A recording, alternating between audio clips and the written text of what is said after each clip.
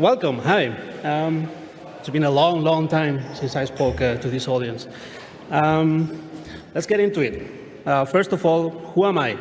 Julián Urbano. I'm an assistant professor at the TU Delft in the Netherlands. I've been working about a lot of things over the years, mostly the common thing with information retrieval evaluation. And big disclaimer, what I'm going to talk about now is a very short version of a longer talk I gave here 4 years ago to new PhD students to kind of motivate these new souls over the journey they're going to face. I see some people laughing about it. So today I'm only going to talk about the others and you. So let's see, the others. Let's imagine that this is the whole body of human knowledge. You go to primary school, you learn something. High school, your bachelor, you start focusing on something. Your master's, you start your PhD. And there you are, at the borders of human knowledge. That's where you're going to spend the next 4 or 5 years.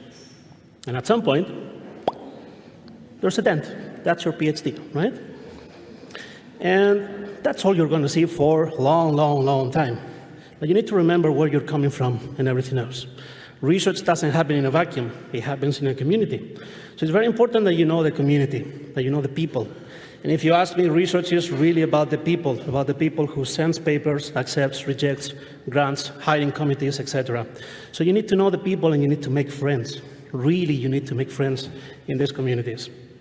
So show interest in the work of others and acknowledge people. We all like to be acknowledged, right? So acknowledge people. And surround yourself by people who complement you. Don't get close to the people who know the same as you. Try to get friends with people who know something that you don't. And by working with them, try to learn. So if you try, explore. And if you can explore other communities, well, you'll be amazed by the things that are out there. Some specific person in that others is your advisor. And you need to remember that your PhD is your thing. It's your thing. You're on your own. PhD supervisors are only feedback machines. You tell us what you did, for what reason, what you expected, what you got, what you want to do next, and then we give you feedback, and that's it. The more you give us, then the more we give to you. So you need to ask feedback all the time, and you should ask for hypercritical feedback to really know how well you're doing. But careful, because there's such a thing as, looks like never my supervisor is satisfied, look like never he's going to tell me, well done, or that's it. There's always something to do, right? Well, yeah, there is. There's always a way to make a paper better. And your supervisor is going to tell you how to do it. At some point, it's about reaching the agreement with your supervisor to see when is this enough. But if you find yourself in this position that I keep receiving feedback, this is already very good, and the guy's never satisfied, yeah, that's normal. So be open about it. Talk with your supervisor. What really matters is what kind of questions you ask to your supervisor and what you do with their feedback. And then the next group of people I wanted to mention is your family. This thing doesn't work anymore. Okay, can we go one? Someone? No, come back. Sorry, family and friends. Someone told me one time, life is that thing that happens during your PhD. And don't take your family and your friends for granted. When you finish, they're still going to be there. They love you and everything, but it won't be the same. You're going to miss a lot. Maybe you miss the last years of your parents or the first years of your nephews. Maybe you need, or you missed your friend when they needed you the most. So it's always fine to say, yes, I'm going to be out and go for a beer. You don't need to keep working all the time. Most of the times what you need is a break. So take breaks. And don't be afraid to talk about your work. I know most of the times you don't want to do it, but do it. And exercise. Because it doesn't matter how bad the day is at the office. When you exercise, you feel accomplished. But that's very important, to feel accomplished by the end of the day. So that's enough about the others. Let's talk about you. And let's see if someone can relate to this. You've always been top of the class, very good grades, very enthusiastic, positive person, right? But suddenly, I feel like I'm not good enough. I'm a negative person. I suffer from my work. Anyone can relate to this? Okay, that's good. So there are there's an underlying reason, and that reason is you are not qualified to judge the value of your work. Let others do that. Don't do it yourself. Let me show you some examples. Stupidity. It's normal to feel stupid when you do your PhD. That's the point. Because so far you've been evaluated on your answers to the questions. Do you know the material of the course? Yes or no? That's it. But in research, no one knows the answers. That's the point. So why should you know the answer? If you think about it, the amount of things you don't know is infinite. And you might say, man, I'm never going to know everything. Well, that's the point. It shouldn't be discouraging. It should be liberating. You're never going to know everything. The point is, when do you know enough? And that's good to go. So if you feel stupid, that's normal. That means you're doing it the right way. And you're always going to make mistakes. That's fine. Take those as opportunities to learn from them. Now, why might you feel stupid? Because of the Dunning-Kruger effect. And it goes something like this. The incompetent believe they know everything, and the wise doubt they know anything. So we were able to plot this. In the x-axis, we have how much we know about something. And along the y-axis, we have how much we think we know about something. In the beginning, we don't know much, but we think we do. And we are up there in the peak of Mr. Stupid. And then at some point, we're going to keep learning and realize, oh, we didn't know that much. And we're going to be down in the valley of despair. After which, it will be just normal. You just, kind of calibrate how much you know. It happens everywhere. When you do research, when you try to learn sport, when you try to learn cook, drive, for everything. And so what should you do? Just keep learning and practicing. And the more you know about something, the more you keep learning, the more you're going to realize there's a lot more to learn. And that should be a good thing. So ask others how you're doing. Don't judge yourself how you're doing. Always ask someone else how you're doing. And question everything you do, everything you think you know. And when we are in this valley of despair, we might fall for the imposter syndrome. It's this place in which you doubt of your accomplishments, and you think someone is going to expose you as a fraud. Something like this. Say you got your SIGIR paper just accepted, and what you're thinking is, I didn't deserve it. It's a really bad paper. Why did they publish it? So you start putting more effort into the next paper, because otherwise you think you're going to fail. And then people tell you, no, it's a good paper, it's great, you're doing awesome. You don't know what you're talking about. Well, do we relate to this? Well, maybe you're just normal. You're just the same guy that a few years ago was top of the class. You're still the same. It's the class that has changed, not you. So don't feel like you're imposter syndrome.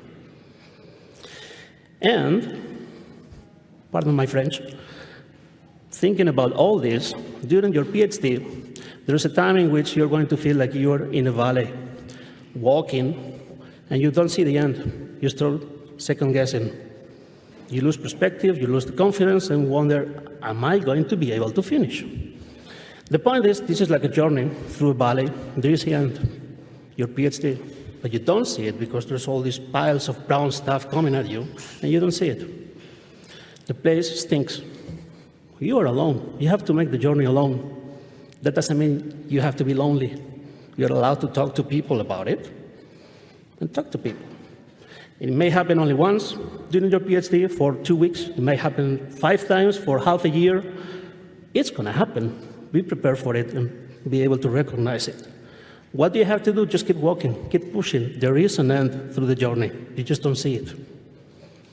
But there are situations in which you don't walk anymore. You're actually digging a hole in the ground where nothing seems to go right. You lose perspective again. Everything seems difficult. And you start thinking, what am I doing here? Why am I here doing a PhD? And the smell of the valley turns into constant depression, anxiety for no reason. You don't enjoy anything anymore. Well, you have to stop. You need to get help and get better and allow yourself to get better. And be kind to yourself and go back and do your research and enjoy it again. At some point, you're going to feel something. You're going to hate probably your supervisor, your paper, your colleagues, whatever it is. That's good. You're feeling something. You're back on track. And if you want to quit, it's fine. You're not less of a person if you quit. Just don't quit because you think you're not good enough.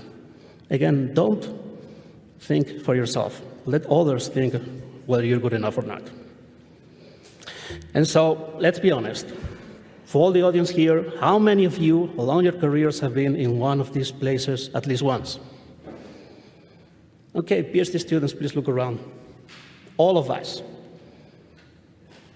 It happens to all of us, well beyond our PhD. It's fine, it's normal. Talk about it. Yeah? One kind of last thing I wanted to mention was procrastination. Again, guilty, probably 80% of the people here. Just learn why you're doing it. Is it failure or fear to failure, fear of success, of becoming attached? What is it? And then try to work around it. One thing that I found very, very useful for me was put pressure on me. So keep tracking of all the time I spend in different tasks, because I know in the end, by the end of the week or the month, I'm going to be looking at myself and saying, Julian, what did you do this month? And that's the pressure of myself. And if you work with people, try to set deadlines all the time, because then you're going to have the pressure of others. So try to work around it.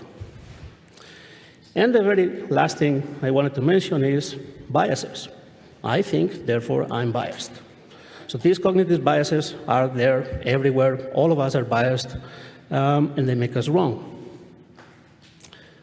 I really encourage all of you new PhD students to go online and learn about biases, because you will be amazed.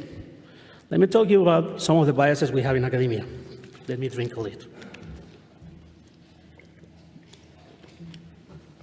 Confirmation bias, where you only look at the 20%, sometimes it's only the 5% of the results that agree with our expectations, and we forget about the other 90%.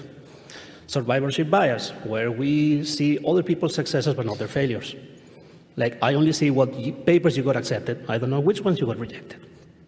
Anchoring bias, where we tend to overrate the first papers that we read.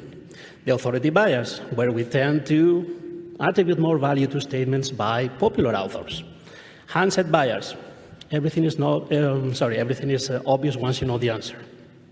Self-service bias, success is thanks to me, failure is because of others.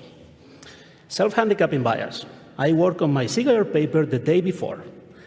If it's accepted, awesome, only one day. If it's rejected, well, I only worked one day anyway. It's a win-win situation. The backfire effect, we hate all reviewers, right? All of them. Well, maybe they're right. So the thing about the biases is that they can actually work to your advantage. But you need to be prepared to accept that you are biased and to accept that there is room for improvement. You can always do better. And here's the trick. If you're really willing to make this, then the confirmation bias will actually help you discover your own biases. If you're predisposed to think that you are biased, then you are going to see all this yourself. You won't just make a claim. You will make a claim and then think, am I biased when I'm making this claim? And you'll be surprised by the things you will discover about yourself. And so, take-home message is that the PhD is a wonderful thing. Really, despite everything that I said, it's the best thing that could happen to you. It's a life-transforming experience. There's going to be ups and downs. Happens to everyone, just talk about it. And remember why you're doing it. Enjoy it and grow as a human being. Because it's not about the papers, the citations, the awards, the conferences, the thesis. It's about you. It's all about you. Thank you.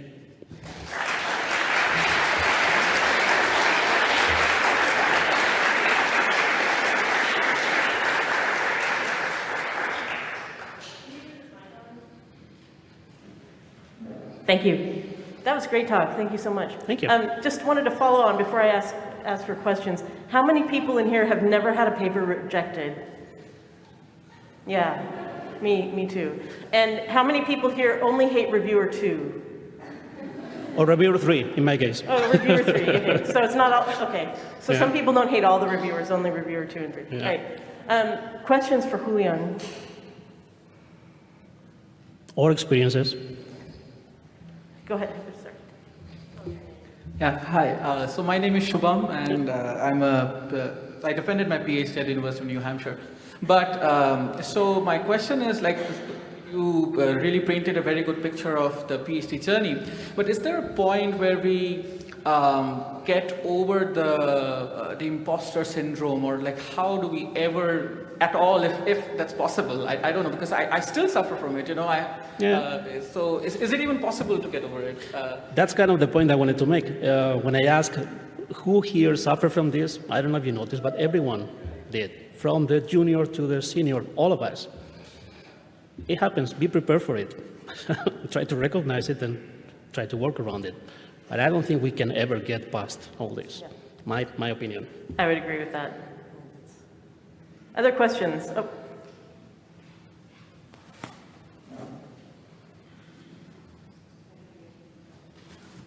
Hi, yeah, Hi. thanks so much for your amazing talk. I'm Justin from Georgetown University in Washington, D.C., United States, and I'm actually an undergraduate. I'm thinking about doing a PhD.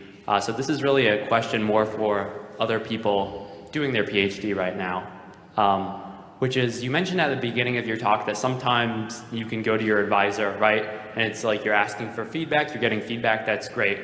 But I think, you know, it's also important for feedback to be kind of like a two-way street. And often, and I think a lot of universities, right, that's not the case, but maybe some are going in that direction. So, I mean, as somebody who's worked with students and as a PhD student yourself, how do you think about creating kind of a two-way street of feedback between advisor and advisee, if that's a good idea, if that's not, or any suggestions you have for like practically implementing that to really strengthen that relationship? Because I know that's a big part of being a PhD student. Yeah, that's a very good question. I think the point is to acknowledge ourselves that we don't know how to supervise people. We get out of our PhD, we do a postdoc something, and then we start supervising people. Who taught us to supervise people? Who taught us to be managers? No one. We're just learning. And every person is different. Every student is different. What works for someone doesn't work for the other one. We are learning ourselves. So we have to be open about it as well. And with our students, how am I doing? What can I do differently? How can we make this work differently? It's about being honest and acknowledge that you don't know how to do it either. Again, my opinion. I would add to that that since you're an undergrad and you're still looking for an advisor, you should choose an advisor that you have good communication with, that you can have a dialogue with. It's not just them lecturing you. You will get more out of your PhD if you can, you know, have a conversation rather than... It's more about getting along with people. Yeah. I agree with both of you that the most important thing is to choose well your advisor. But I wanted to say a corollary to one of your excellent lines. It's like, when they tell you you are bad, they may not know what they're talking about.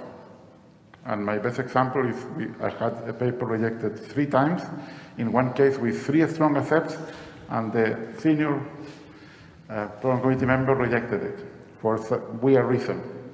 And then we got the best paper award. So if you believe in yourself, just keep doing it, and maybe even better. So I really thank all the 3 rejects I got. I would also just mention I have a friend who's a professor of anthropology, and she just published a paper that she's been working on for 18 years. So, other questions? Okay, well, Julian is here for a while, so you can, you know, pull him aside and talk to him a bit. So the next